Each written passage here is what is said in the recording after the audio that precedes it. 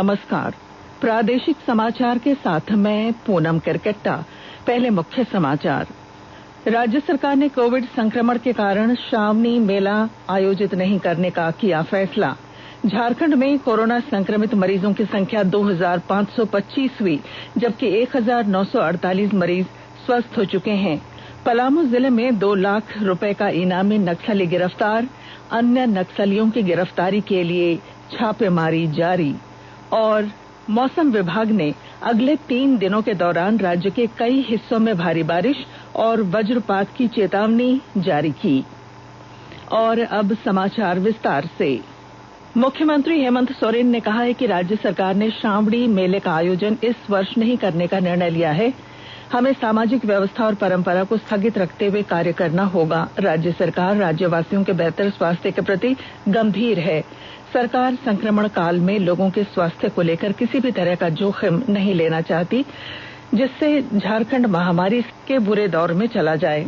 ये बातें मुख्यमंत्री श्री हेमंत सोरेन ने कही। श्री सोरेन मंत्रालय में वीडियो कॉन्फ्रेंसिंग के माध्यम से श्रावणी मेले के आयोजन को लेकर दुमका और देवघर उपायुक्त को निर्देश दे रहे थे। राज्य में अब तक 2525 कोरोना संक्रमित मिले हैं। वहीं पिछले 24 घंटों में 48 लोगों ने कोरोना को मात दी है। इस तरह से राज्य में कोरोना संक्रमण से ठीक हो रहे मरीजों की संख्या में भी इजाफा हो रहा है। राज्य में अब तक 1931 मरीज स्वस्थ हुए हैं। वहीं राज्य में 15 लोगों की मौत भी हो चुकी है। राज्य में इस समय कुल एक्टिव केस 579 हैं। कोरोना संक्रमण की चपेट में आए 42 लोग स्वस्थ हुए हैं। ठीक होने वाले कोरोना संक्रमितों की संख्या में बढ़ोत्तरी हो रही है। अब तक राज्य में 1948 लोग स्वस्थ हो चुके हैं। आज स्वस्थ हुए लोगों में हजारीबाग में 33 और कोडरमा में 9 लोग स्वस्थ हुए हैं। हजारीबाग में 7 साल के एक बच्चे सहित 33 लोगों ने कोरोना को मात दी है, जिसमें एक महिला भी शामिल है। सभी लोगों को हजारीबाग मेडिकल कॉलेज अस्पताल से घर भेजा गया। हजारीबाग मेडिकल कॉलेज में उपस्थित चिकित्सकों और कर्मियों ने कोरोना को मात देने वाले कोरोना योद्धाओं का ताली बजाकर अभिवादन किया। हजारीबाग मेडिकल कॉलेज अस्पताल के अधीक्षक डॉक्टर संजय कुमार सिन्हा ने बताया कि अब तक 168 लोग कोरोना को मात देकर ठीक हो चुके हैं और सभी को घर भेजा जा चुका है। आज बहुत खुशी का अवसर है कि आज हम लोगों ने 31 कोविड जो पॉजिटिव थे वो नेगेटिव हो गए, उनको आज हम लोगों ने स्वागत करते हुए तालीम करते हुए डिस्चार्ज किया, अपने अपने गंतव्य की तरफ कर गए हैं। इस तरीके से टोटल 168 मरीज यहाँ के ठीक हो चुके हैं, जबकि टोटल हमारे यहाँ 197 पेशेंट्स हैं, जिसमें कि रिंग्स में भी 2 पेशेंट है और 3 का डेथ चुका है। अभी यहाँ पर हमारे पास 24 टोटल पेशेंट है, जिनका की कुछ दिन बाद टेस्ट करके हम लोग डिसाइड करेंगे कि कोविड नेगेटिव हुआ है कि नहीं। कोरोना को मात देने वाले 7 वर्षीय बच्चे की मां मोनिका वर्मा ने बताया कि दिल्ली से लौटने के बाद 16 जून को उसके पुत्र के कोरोना पॉजिटिव होने की जानकारी मिली। बच्चे को देखते हुए उन्होंने भी कोविड वार्ड में रहने का निर्णय लिया। हालांकि वह कोरोना से बची रहीं। आज बच्चा स्वस्थ हो गया है। उन्होंने अस्पताल के चिकित्सकों और कर्मियों की सेवा की सराहना की। हम 15 तारीख को दिल्ली से आए थे। 16 तारीख को यहाँ हमारा कोरोना पाया गया, तो फिर मैं सदर हॉस्पिटल में आई तो मुझे बहुत अच्छा से देखभाल किया गया। मेरे बच्चे की वजह से बच्चे को भी बहुत अच्छा से देखभाल किया गया और अच्छा लग रहा है मुझे ये जानकर कि यहाँ से अच्छा से इलाज हुआ और मैं अभी खुशी बहुत अच्छा से अपने घर जा रही हूँ। देश में कोविड मरीजों के स्वस्थ होने की दर जल्द ही 60% पर पहुंच जाएगी। स्वस्थ होने की मौजूदा दर 59.52% है। पिछले 24 घंटे में 11,881 रोगी ठीक हुए हैं। इसके साथ स्वस्थ होने वाले लोगों की कुल संख्या 3,59,000 से अधिक हो गई है। इस समय देश में 2,26,947 कोविड रोगियों का इलाज किया जा रहा है। महाराष्ट्र में सबसे ज्यादा 93,154 लोग उपचार के बाद ठीक हुए हैं। मरीजों के स्वस्थ होने के मामले में महाराष्ट्र 15 राज्यों में पहले नंबर पर है। इसके बाद 59,992 स्वस्थ हुए मरीजों के साथ दिल्ली दूसरे नंबर पर, तमिलनाडु तीसरे स्थान पर है। राज्य में 52,926 रोगी उपचार के बाद स्वस्थ हो चुके हैं। स्वास्थ्य मंत्रालय ने कहा है कि कोविड-19 की रोकथाम, नियंत्रण और प्रबंधन के लिए सभी स्तर पर सरकार की ओर से किए गए उपायों के उत्साहजनक परिणाम सामने आए हैं। इन प्रयासों से कोविड के सक्रिय मामलों की तुलना में ठीक होने वालों की संख्या लगातार बढ़ रही है। कोविड-19 महामारी के मद्देनजर 18 से 25 जून तक चलाए गए गहन जन स्वास्थ्य सर्वेक्षण कार्य को निर्धारित समय में पूरा करने वाला झारखंड देश का पहला राज्य बन गया है। कोविड-19 को फैलने से रोकने के लिए चले इस सर्वेक्षण कार्य में मान्यता प्राप्त सामाजिक स्वास्थ्य कार्यकर्ताओं सहिया दीदियों ने महत्वपूर्ण भूमिका निभाई। उन्होंने घर घर जाकर गहन जन स्वास्थ्य सर्वेक्षण किया था।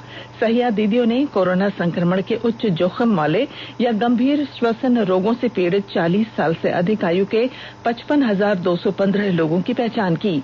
वहीं राज्य सरकार ने दीदियों द्वारा पहचाने गए विभिन्न रोगों से पीड़ित उच्च जोखिम वाले लोगों की अनिवार्य रूप से कोरोना जांच का निर्णय लिया। आकाशवाणी का समाचार सेवा प्रभाग आज फोन इन कार्यक्रम में कोविड-19 पर एक विशेष परिचर्चा प्रसारित करेगा।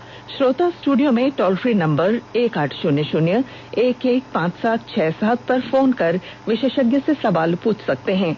श्रोता 011-2331-4444 पर भी सवाल पूछ सकते हैं।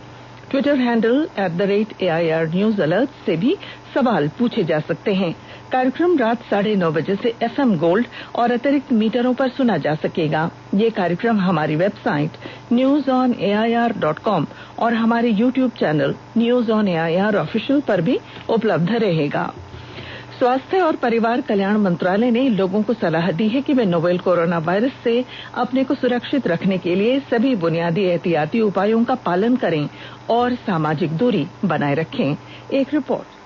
सरकार ने कहा है कि आवश्यक वस्तुओं की पर्याप्त आपूर्ति जारी है और लोगों को चिंता करने की कोई जरूरत नहीं है।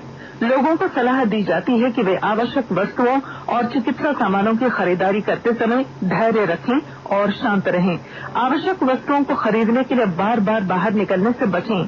साथ ही लोगों से हाथ मिलाने और गले लगने से भी बचना चाहिए। बाजार, मेडिकल स्टोर और अस्पतालों में लोग कम से कम 1 मीटर की दूरी बनाए रखें। घर पर गैर जरूरी सामाजिक समारोह से बचा जाना चाहिए और घर पर मेहमानों को नहीं बुलाना चाहिए। लोगों को अपनी आंख, नाक और मुंह छूने से बचना चाहिए और लगातार हाथ साफ करते रहना चाहिए। हाथ को दोनों तरफ से कम 20 सेकंड तक रगड़कर धोना चाहिए। यदि कोई व्यक्ति खांसी या बुखार से पीड़ित है तो वह दूसरों के संपर्क में आने से बचे और डॉक्टर से तुरंत परामर्श ले। स्वास्थ्य मंत्रालय ने कोरोना वायरस के बारे में जानकारी के लिए एक टोल फ्री नंबर 1075 जारी किया है। इधर राज्य सरकार की ओर से भी कई दिशा निर्देश जारी किए गए हैं। इस सिलसिले में सरकार ने हेल्पलाइन नंबर 181 जारी किया है। सरकार ने कहा है कि कोरोना वायरस से संदिग्ध तौर पर संक्रमित कोई व्यक्ति पाया जाता है तो इसकी सूचना 0651 जो रांची का कोड है और टेलीफोन नंबर 2261-000 तथा 2261-002 के अलावा फैक्स नंबर 2261-856 और मोबाइल नंबर 9955837428 पर दी जा सकती है। आकाशवाणी रांची भी आपसे अपील करता है कि कोविड-19 के संक्रमण से बचने और अन्य लोगों को सुरक्षित रखने के लिए कृपया घर पर ही रहें और सरकारी दिशा निर्देशों का पालन करें। आकाशवाणी के ताजा तरीन समाचारों के लिए आप हमारी वेबसाइट newsonair.com पर लॉग ऑन कर सकते हैं। ताजा समाचार ट्विटर @AIR News Alerts और Facebook page all India radio news पर भी उपलब्ध है। आप प्रादेशिक समाचार एकांश के ट्विटर अकाउंट @AIR News_Ranchi और Facebook page AIR News Ranchi के अलावा YouTube channel regional news unit Ranchi पर भी हमारे बुलेटिन सुन सकते हैं। प्रादेशिक समाचार आप आकाशवाणी रांची से सुन रहे हैं। नक्सलियों और उग्रवादियों के खिलाफ चलाए जा रहे अभियान में पलामू पुलिस ने मनातू इलाके में सक्रिय प्रतिबंधित नक्सली संगठन TSPC के एरिया कमांडर नेपाली उर्फ गोराई गंजू को गिरफ्तार किया। गिरफ्तार नक्सली पर 2 लाख रुपए का इनाम घोषित था। पलामू के पुलिस अधीक्षक अजय लिंडा ने बताया कि गुप्त सूचना मिली थी कि TSPC का एरिया कमांडर नेपाली उर्फ गोराई गंजू अपने रिश्तेदार के घर चक आया हुआ है।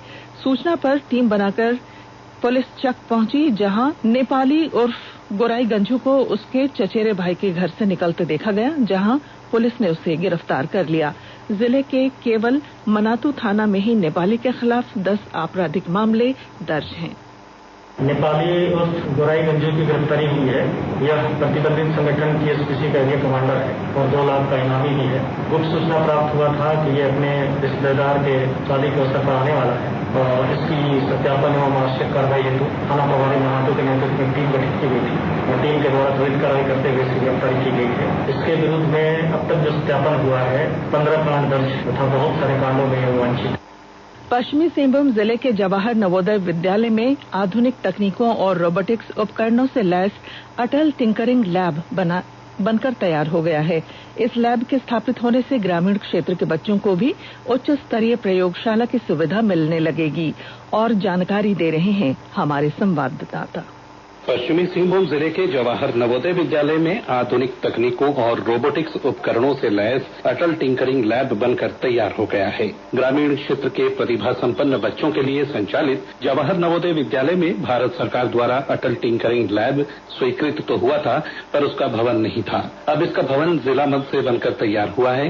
मॉडर्न आउटलुक और रोबोटिक्स के सभी उपकरणों से लैस अटल टिंकरिंग लैब का पूरा सेटअप बच्चों के प्रयोग के लिए पूरी तरह से तैयार हो गया है। इस लैब के स्थापित होने से ग्रामीण क्षेत्र के बच्चों को भी उच्च स्तरीय प्रयोगशाला की सुविधा मिलने लगी है। दिलीप बनर्जी, आकाशवाणी समाचार, चाईबासा।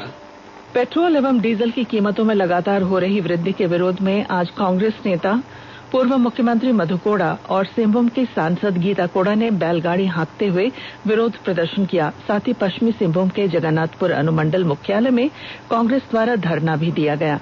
वहीं खूंटी जिले के सभी प्रखंड मुख्यालय में आज कांग्रेस के कार्यकर्ताओं ने केंद्र सरकार की नीतियों और पेट्रोल डीजल में बेतहाशा मूल्य वृद्धि को लेकर 1 दिवसीय धरना प्रदर्शन किया। भारतीय रेलवे ने यात्री ट्रेनों के परिचालन के लिए निजी कंपनियों को आमंत्रित किया है। इसके जरिए 109 मार्गों पर 151 जोड़ी ट्रेनों का परिचालन किया जाएगा। इस परियोजना की अवधि 35 साल होगी। इसके लिए निजी कंपनियों को रेलवे द्वारा निर्धारित राशि का एकमुश्त भुगतान करना होगा। रेलवे ने यह भी कहा है कि इन ट्रेनों को भारतीय रेलवे के ड्राइवर और गार्ड ही चलाएंगे। इसके साथ ही ट्रेनों का संचालन भारतीय रेल द्वारा पूर्व में निर्धारित मानकों के आधार पर किया जाएगा। झारखंड सरकार ने 4 आईपीएस अधिकारियों का स्थानांतरण किया है। गिरिडीह के पुलिस अधीक्षक सुरेंद्र कुमार झा को राजधानी रांची का वरीय पुलिस अधीक्षक बनाया गया है। वह अनीश गुप्ता की जगह लेंगे। सुरेंद्र कुमार झा अभी गिरिडीह के पुलिस अधीक्षक के साथ साथ IRB 9 के समादेष्टा का अतिरिक्त प्रभार संभाल रहे थे। वर्ष 2016 बैच के आईपीएस अधिकारी और धनबाद के पुलिस अधीक्षक ग्रामीण अमित रेणु को सुरेंद्र झा की जगह गिरिडीह का पुलिस अधीक्षक बनाया गया है। वर्ष 1993 बैच के भारतीय पुलिस सेवा के अधिकारी और अपर पुलिस महानिदेशक अभियान मुरारी लाल मीणा को स्पेशल ब्रांच का अपर पुलिस महानिदेशक बनाया गया है। रामगढ़ थाना क्षेत्र के रांची पटना राष्ट्रीय राजमार्ग पर एक कार और 2 ट्रेलर आज दुर्घटनाग्रस्त हो गई। हादसे में कार पर सवार 3 लोगों की मौके पर ही मौत हो गई। इधर गुमला सदर थाना क्षेत्र के डिबिडीह गांव के निकट आज एक मोटरसाइकिल और ट्रक की सीधी भिड़ंत में एक युवती सहित 2 लोगों की मौत हो गई, जबकि 2 युवतियां घायल हो गई हैं। दोनों घायलों का इलाज सदर अस्पताल गुमला में चल रहा है, जिन्हें चिकित्सकों ने खतरे से बाहर बताया है। और अब मौसम। राज्य में 3 से 5 जुलाई तक जोरदार बारिश होने की संभावना है। इस दौरान कहीं कहीं भारी बारिश के साथ ही वज्रपात की चेतावनी जारी की गई है। रांची मौसम विभाग के निदेशक डॉक्टर SD कोटाल ने कहा कि जून में झारखंड में मानसून सामान्य रहा है। 30 जून तक राज्य में सामान्य से 1% अधिक बारिश हुई। 3 जुलाई से राज्य में मानसून सक्रिय होगा और राज्य के कई हिस्सों में बारिश होगी। 3 से 5 जुलाई तक राज्य के कई हिस्सों में बारिश की संभावना है। और अब बुलेटिन के आखिर में मुख्य समाचार एक बार फिर। राज्य सरकार ने कोविड संक्रमण के कारण श्रावणी मेले का आयोजन नहीं करने का किया फैसला। झारखंड में कोरोना संक्रमित मरीजों की संख्या 2525 हुई, जबकि 1948 मरीज स्वस्थ हो चुके हैं। पलामू जिले में 2 लाख रुपए का इनामी नक्सली गिरफ्तार। अन्य नक्सलियों की गिरफ्तारी के लिए छापेमारी जारी। और मौसम विभाग ने अगले 3 दिनों के दौरान राज्य के कई हिस्सों में भारी बारिश और वज्रपात की चेतावनी जारी की। और इसके साथ ही आकाशवाणी रांची से प्रादेशिक समाचार का ये बुलेटिन समाप्त हुआ। नमस्कार। घर में रहिए, सुरक्षित रहिए और सुनते रहिए आकाशवाणी।